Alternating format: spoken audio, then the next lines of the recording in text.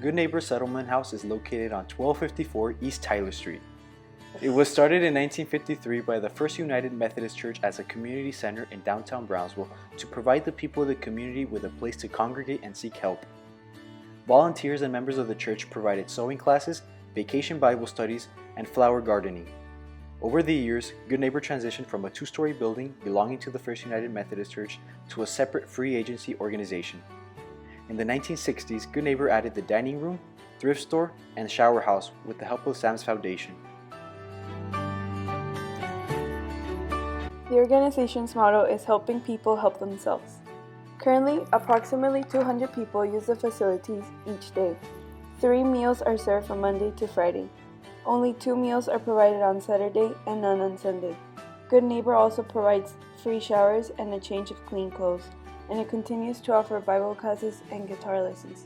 Additionally, a computer lab provides the resources for those who need to electronically apply for a job or check their emails.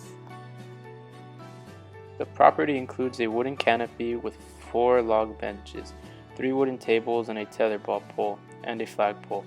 This provides a shady area for congregation and rest. Also, the center of the property is home to a basketball court. Staying true to its motto that promotes self-sustainability, Good Neighbor uses gardening beds to grow tomatoes and cabbages that are used as ingredients in the kitchen and as products to sell at the farmers market. Good Neighbor Settlement House also has showers for people to use every morning. Part of this service includes having supplies like soap, shampoo, and a washer to provide people with clean clothes. The most important and well-known aspect of Good Neighbor Settlement House is its role as a food service kitchen. It provides 3 meals a day, Monday through Friday, and 2 meals on Saturday. The food derives from donations from members of the community and sometimes from local restaurants. Members of the community volunteer to serve and prepare the food. Also, many of the people who use the services and resources at Good Neighbor are in dire need of help and are homeless. As a result, Good Neighbor works together with Ozanam Center, a homeless shelter that helps those who need emergency housing assistance. After dinner each day, Good Neighbor uses the green van to transport people to that center. Within the property of Good Neighbor, there is a thrift shop that sells used and donated clothes at a very affordable price. This allows Good Neighbor to make some profit and further help those in need.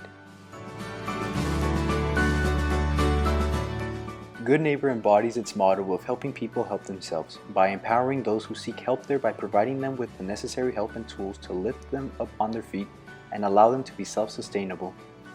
These tools and resources are the computers used to apply for jobs and check emails, clean clothes to work in and meet potential employers, an affordable supply of clothes in the thrift shop, and a daily food supplement.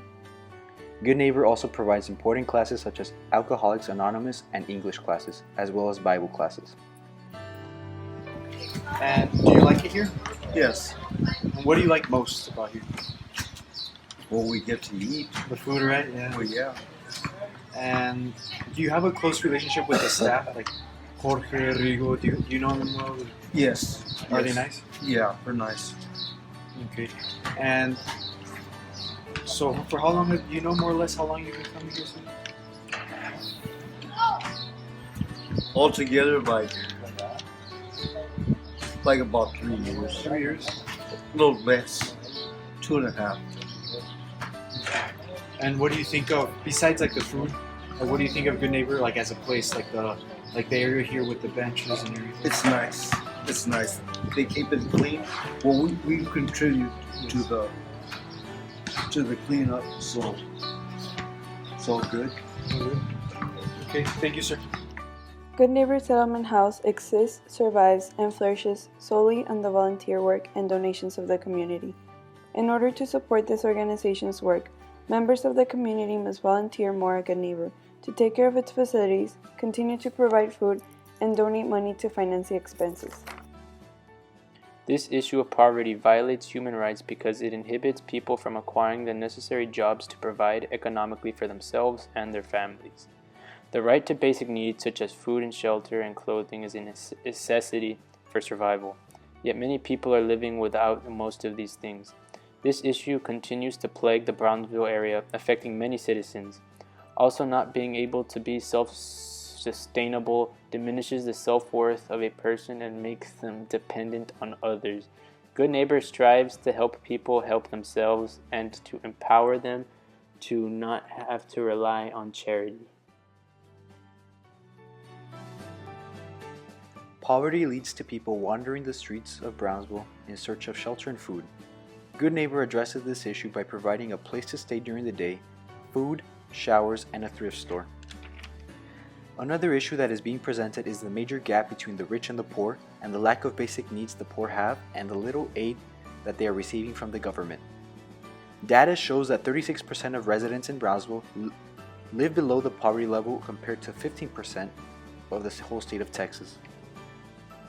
Also, comparing the renting rates in the city among the poor and the not poor residents is 59.1% of residents that live below the poverty level, and the 28.3% of residents that live above the poverty level. First of all, what is your name and what do you do here? My name is Belinda Bradford. I work here as an administrative assistant for Good Neighbor Settlement House, and I pretty much do a little bit of everything. Okay, thank you. And how did you find out about this place? Years ago, I used to go to college here at UTB with the at the time director Carlos Gomez, and we were college buddies. And he invited me over and gave me a tour of the facility, and I was really fascinated that I didn't even know that this place existed. And when he offered me the job, I was very ecstatic, and I totally jumped on it, and I was like, yes, I would love to work here. And I've been happy since. We have many different homeless. Some are transient homeless, meaning that they travel a lot just to escape from the weather. They like to travel. They don't like responsibilities. Some do have issues like alcoholism, drug abuse, mental issues. Some are veterans that have, issues, and they don't want to be exposed to people because of whatever they might be dealing with. And others are homeless because out of circumstance, medical, loss of job, divorce, and they find themselves in a situation where they cannot manage and they need just a little help to get back on their feet again and contribute back once they get a job, once they get their own place and be stable. And there are other homeless that are homeless because either they're not very educated, they lack language barriers, prevent them as well. They also lack knowledge, education. Others are illegal status, so that also contributes a lot of their hardships and becoming homeless. We also have homeless that, they may be homeless, but they just don't earn enough money to rent an apartment. The cost of living here, even for the simple economic apartments, is like $300, $400. A lot of them don't earn that kind of money, so they cannot afford to have an apartment, much less an efficiency apartment. There's many different aspects of being homeless, and a lot of people have that misconception. It's like, oh, well, they're just there on the corner street panhandling. Well, there's always some kind of a reason, that they're homeless. It's not always glamorous. It's not something that we can help because we just don't have the facilities for mental health. A lot of people just don't want help. That's another thing too. So it's an eye-opener, and it makes me wonder. It's like, what can we do to help? We always have issues with those that are mentally challenged. We have those that are under the influence. We have those that are elderly and they don't have family to take care of them. Here we provide 3 meals a day, Monday through Friday. Saturday we offer 2 meals. Sometimes we offer 3, depending on if we can get someone to schedule for lunch. We also offer showers Monday through Friday.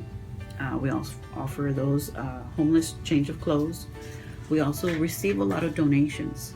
We do give out as much as we receive to those that receive referrals, but we also sell the items there at the thrift store to help supplement our income.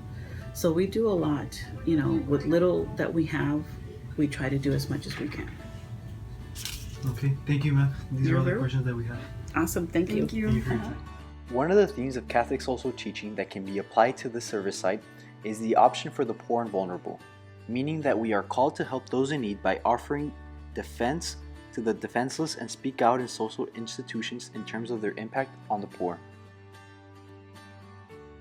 Another theme of Catholic social teaching is solidarity, which is standing together, especially among individuals with a common interest or problem. Good Neighbor strongly believes in solidarity by standing with the less fortunate and helping those in need. Another theme is rights and responsibilities. This tells us that as human beings with rights, we have a responsibility to help those whose rights are not upheld and to guide them to a better life. Good Neighbor does this by helping those who lack basic needs and empowering them to reach those rights that they deserve. The theme of life and dignity of the human person teaches us that every life is sacred and we must care for everyone because every life is precious. Good Neighbor provides not only food, but empowerment for people so that they can become independent and healthy. The Catholic social teaching document that applies to this issue is the Development of Peoples or Populorum Progressio in Latin. This document was written by Pope Paul VI in 1967 to further promote economic, social, cultural, and spiritual progress. This document focuses on diminishing the wide gap between the rich and the poor.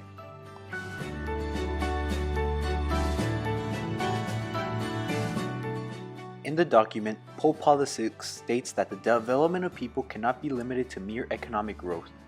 In order to be authentic, it must be complete, integral, that is, it has to promote the good of every person and of all humanity. The document goes on to say that if someone who has the riches of this world sees his brother in need and closes his heart to him, how does the love of God abide in him? Also, the world is given to all and not only to the rich. Although many people who go to Good Neighbor suffer the effects of poverty, they find resources like Good Neighbor Settlement House that enable and empower them to break down the economic, social, and political barriers that hinder them from being self-sustainable. The values expressed in this document are self-sustainability, empowerment, community, and helping one another, similar to the values of Good Neighbor Settlement House.